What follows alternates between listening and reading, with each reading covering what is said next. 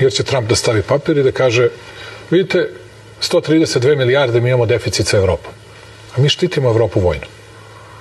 To mora da se promeni. A onda će Ursula, da bi sačuvala bezbednost i sigurnost Evrope, da kaže, pretpostavljam, pametna žena, da kaže, ajde mi ćemo da kupujemo sad gas od Amerikanaca i svih drugih. Ako mene pitate, ja predviđam za ne više od godinu dana da će Amerikanci da kupe Severni tok i da će onda da kažu, možemo od Rusa da uzimamo gas, ali američki trader, sad svi u Evropi kupujte od nas Amerikanaca taj gas.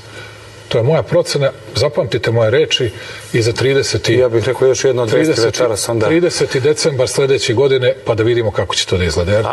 Jer će odnose sa Ukrajinom, tu će da rade Amerikanci i Rusi. Oni će da se dogovaraju.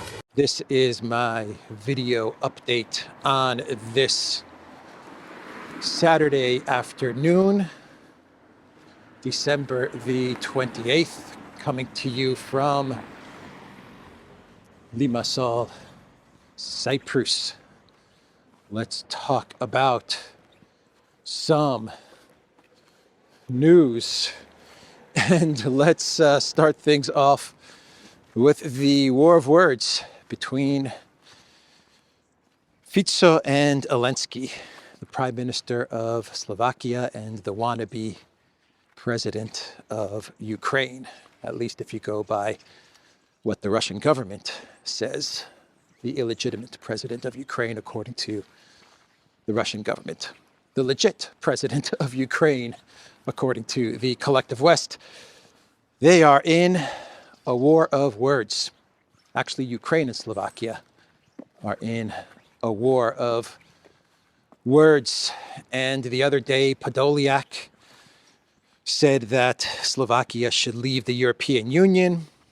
Elensky claimed that Fico was on the take from the Kremlin, and now we have Fico's response to all of that nonsense.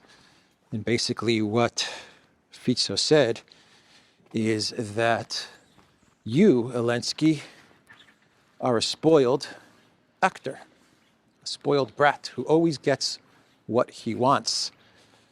But I, Robert Fico, Prime Minister of Slovakia, am not your servant.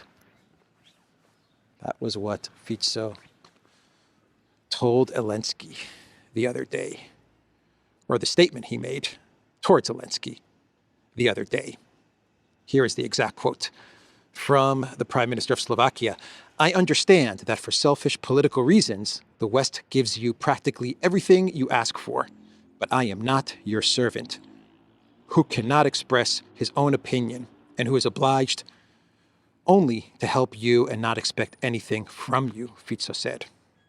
Fico also said in this statement that come January 1st, he will assess the situation with regards to gas transit via Ukraine, and if Elensky does indeed cut off the gas transit, then Fico may retaliate.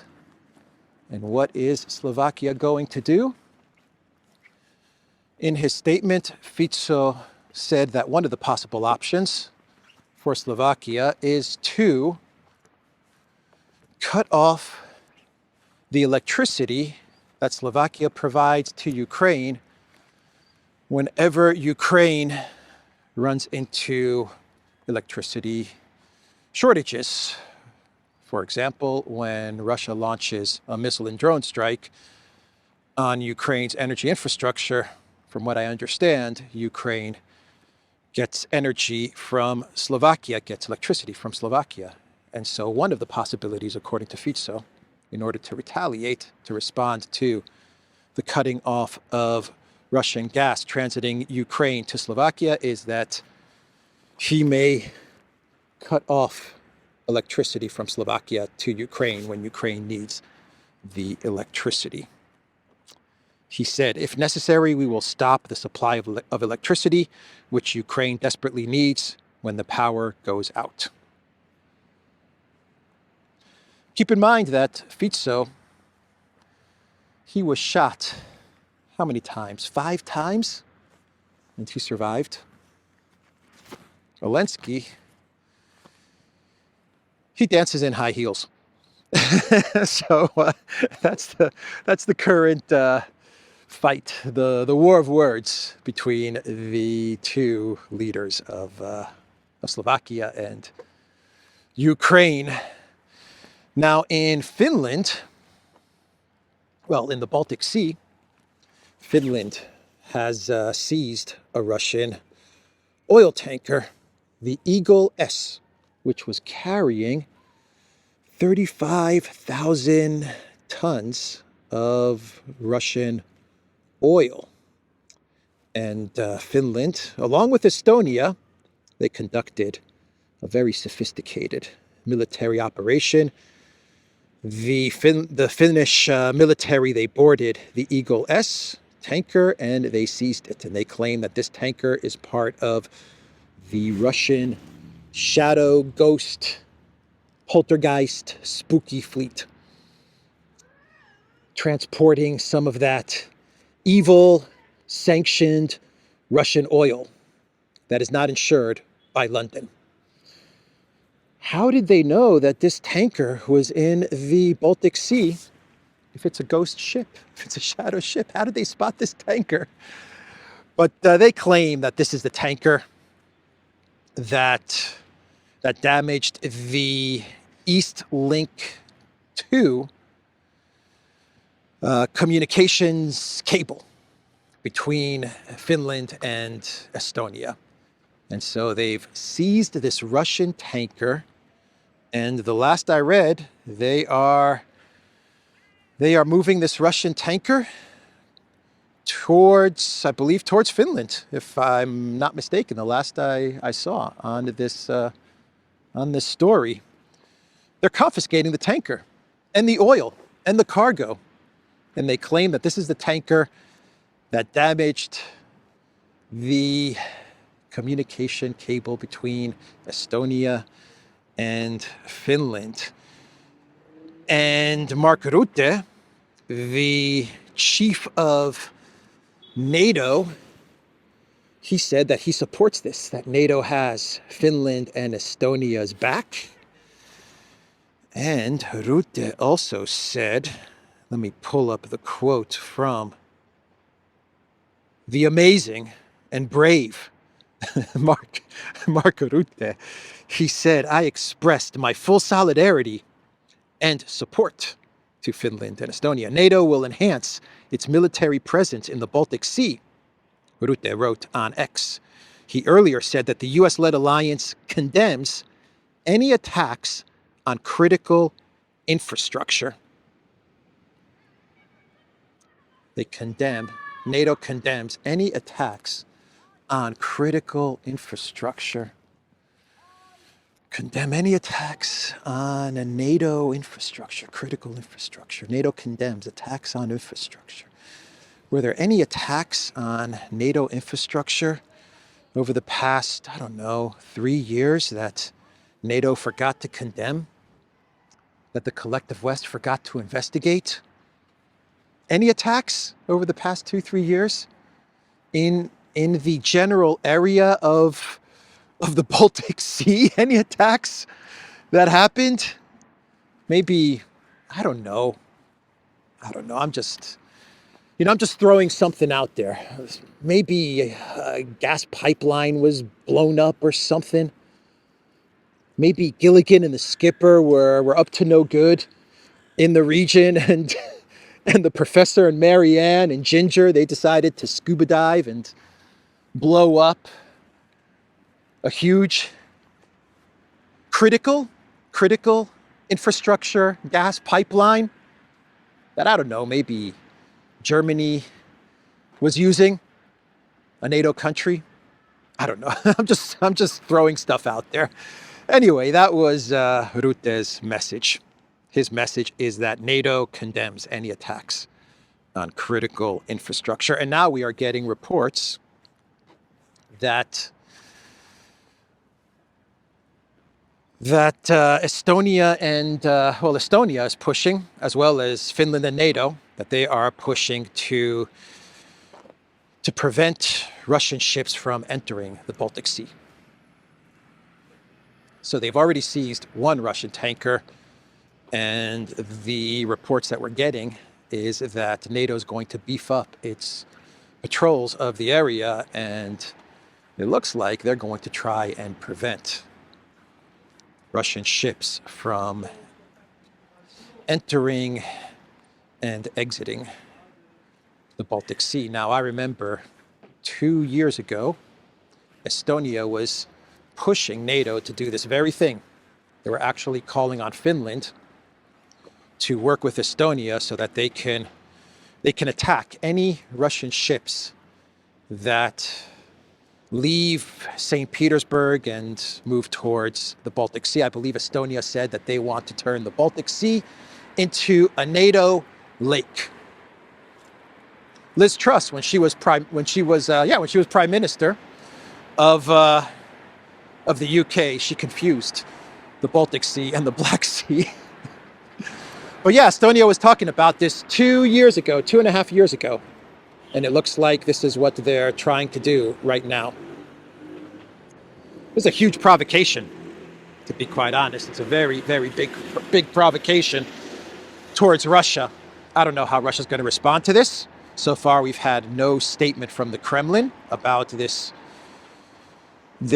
seizure and confiscation, pirate theft of this Russian tanker, this shadow ghost Russian tanker, very scary shadow ghost Russian tanker. No statement from the Kremlin just yet, but this is a big provocation. NATO and the EU, they are getting very, very desperate. Estonia and Finland are trying to open up another front against Russia. Huh? That's how it looks. They're ready to open up another front in this NATO proxy war with Russia. So that's the news there. Rutte condemns attacks on critical infrastructure. These people, man.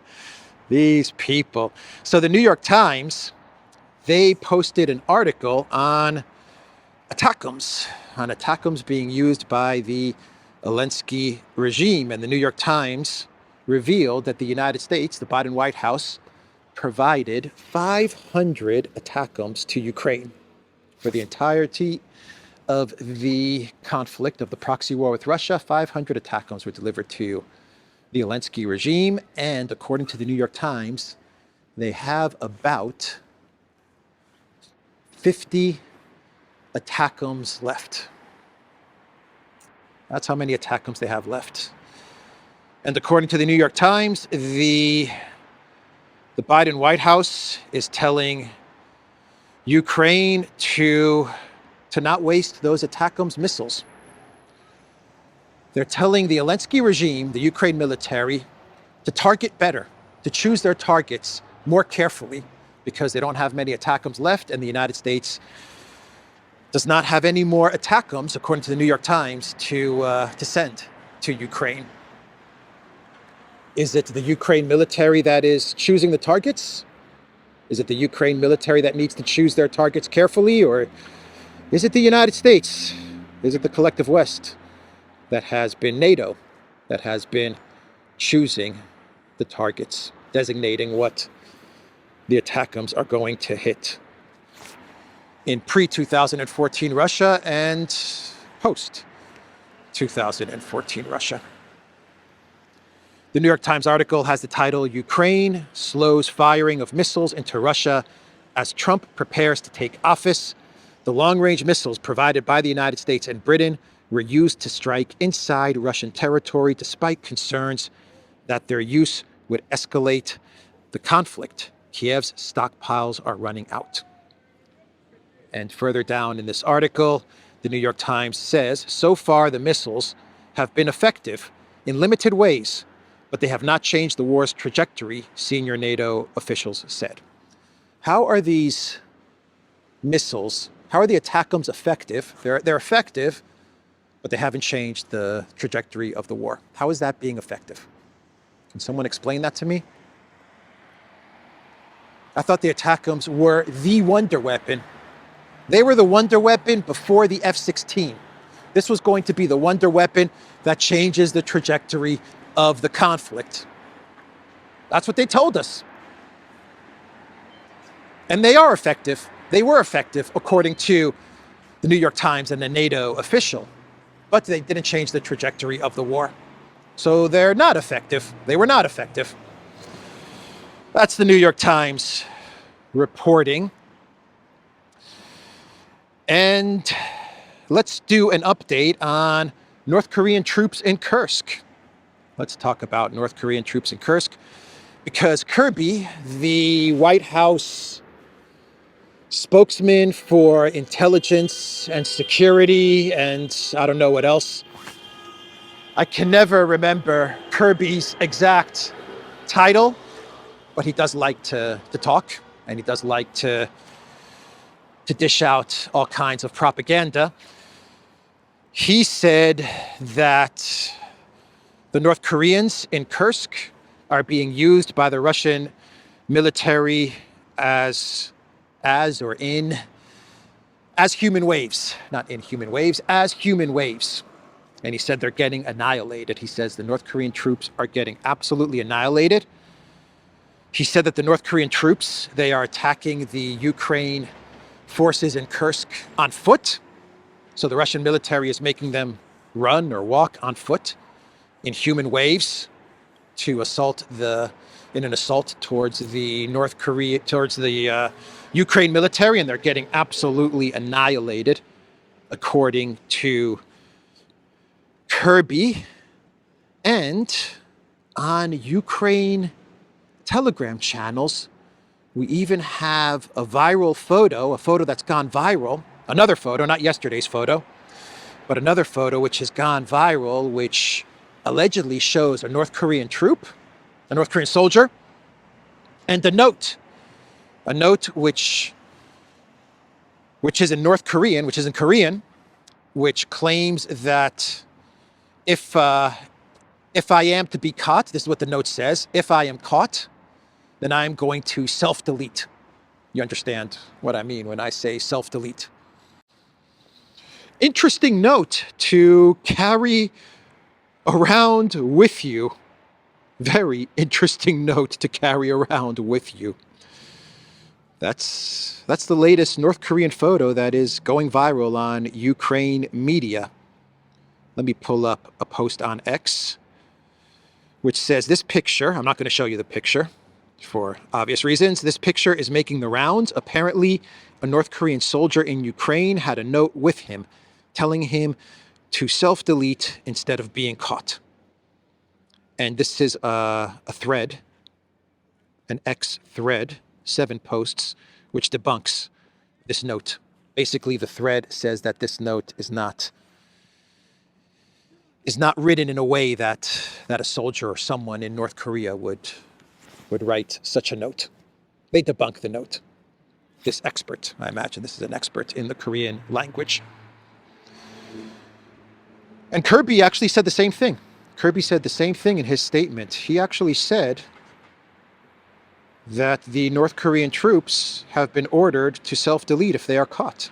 Speaking to reporters on Friday, Kirby said that North Korean units were launching massed dismounted assaults against Ukrainian positions in Kursk, indicating that the North Korean troops are largely fighting on foot. Kirby added that soldiers are highly indoctrinated, pushing attacks even when it is clear that those attacks are futile. They are also dying by self-deletion, potentially out of fear of reprisals against their families if they are captured as prisoners of war, he noted. Okay, so the North Koreans, they carry a note with them. If they're captured by Elensky, then they self-delete, because that's what they've been ordered to do. I thought that Elensky said that they were burning the faces of these North Korean soldiers and they couldn't identify if they were actually North Korean soldiers. So are these North Korean soldiers with burned faces who are being captured and carrying notes? What's going on exactly? I don't know. They've told so many different stories on the North Korean soldiers I think they're even starting to lose track of what they've been saying. Human wave tactics, according to Kirby. And he said, I quote, "This is resulting in heavy casualties." He also said that the U.S. is preparing more security assistance to help Kiev stave off the attacks and hit hard against Russia and its North Korean troops. Let's do some updates before we get to a clown world. And the Ursa Major, Russian cargo ship that sank in the Mediterranean between Spain and Algeria, most likely a terrorist attack. The reports yesterday were that the Norwegian ship that was in the area was not rescuing the crew members of this sinking ship. And a Spanish vessel had to come and rescue the crew members. And this is possibly a violation of international law or maritime law.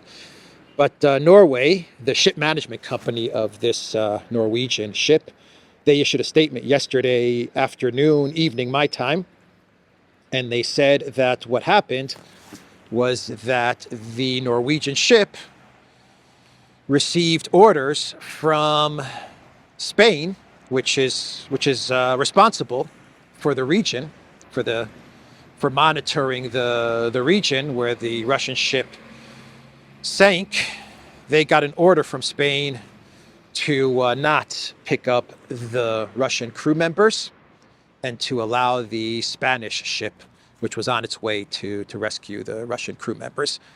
And the Norwegian ship management company even said that they were monitoring the crew members. They were safe. The weather conditions were excellent. And they were told to just hold on until the Spanish ship came to rescue the Russian crew members. So that's an update there. And an update on the Azerbaijan crash. NATO actually wants to probe the crash now. NATO wants to probe the crash site, if you can believe that. And we have a statement, an official statement from Azerbaijan Airlines. And let me pull up that statement. In an official statement, AZAL pointed to physical and technical external interference as the preliminary cause of the crash, but provided no further details. Previously, local officials had also suggested that the tragedy may have been caused by a bird strike. There are also reports claiming that an oxygen cylinder exploded on board at the time of impact, with many passengers being rendered unconscious. The incident is being jointly investigated by Azerbaijan and Kazakh aviation officials. AZAL has temporarily suspended flights to several Russian cities, including Moscow and St. Petersburg, citing safety concerns. So that's the latest update, official, not Euronews. This is an official update from Azerbaijan Airlines. Physical and technical external interference. A missile or a drone or something, a projectile, something. Something hit the airplane and caused the airplane to crash. Who was it? Who's behind this? What was it? We'll wait and see until the investigation finishes. As I said in my video update yesterday, let's let the investigation play out. And it could be the Russian military, it could be a Ukraine drone, it could be something else. We don't know. But that's the official statement, the official information coming from Azerbaijan Airlines.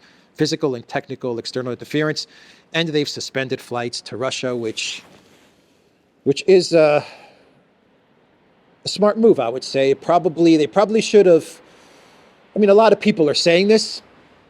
A lot of analysts are saying that probably they shouldn't have had flights from Azerbaijan to Grozny, given the drone situation. But you know, what can you say? Hindsight is 2020, I guess. But a lot of analysts are saying these flights to Grozny during a war should not have happened. Anyway, either way, so that's the update there. And let's do some clown worlds. And let's start things off with Germany. The German elections have been set for February 23rd. This is now a done deal. German elections, February 23rd. And Bild put out an article with the title, Germany is defenseless against Putin's super missile. Secret report surfaced. Interception would be more of a stroke of luck. And it has Annalena Baerbock's face. I don't know why Annalena Baerbock's face is the featured image for this article on the Orezhnik. I imagine that is the missile that they're talking about, the unstoppable missile that Germany is defenseless against. But anyway, Annalena 360. She's the featured image for this Bild article. Let's move on to some better clown worlds. From Reuters, German president dissolves parliament for February 23rd snap elections. Okay, and in Denmark, the president of Denmark,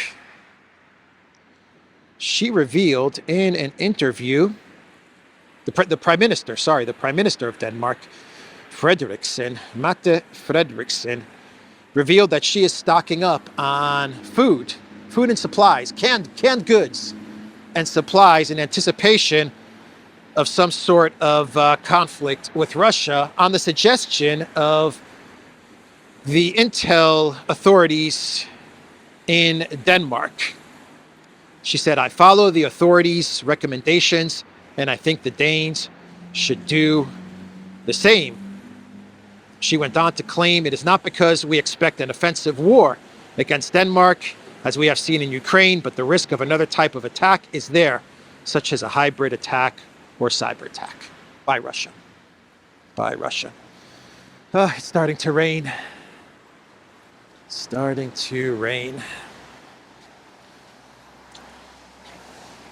So she's telling the citizens of Denmark to start stocking up on food and supplies because Russia.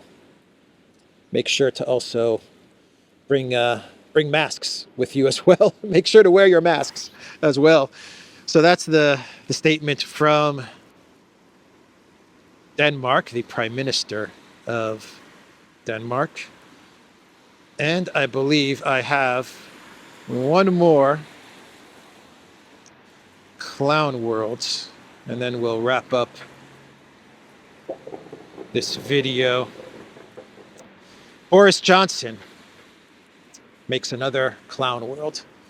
He is getting a cameo appearance in the Ukrainian comedy, I believe it's called Train to December 31st, December 31. I believe that's the name of this show, for which Boris Johnson is making a cameo appearance. And you can see right now the video of Boris Johnson acting.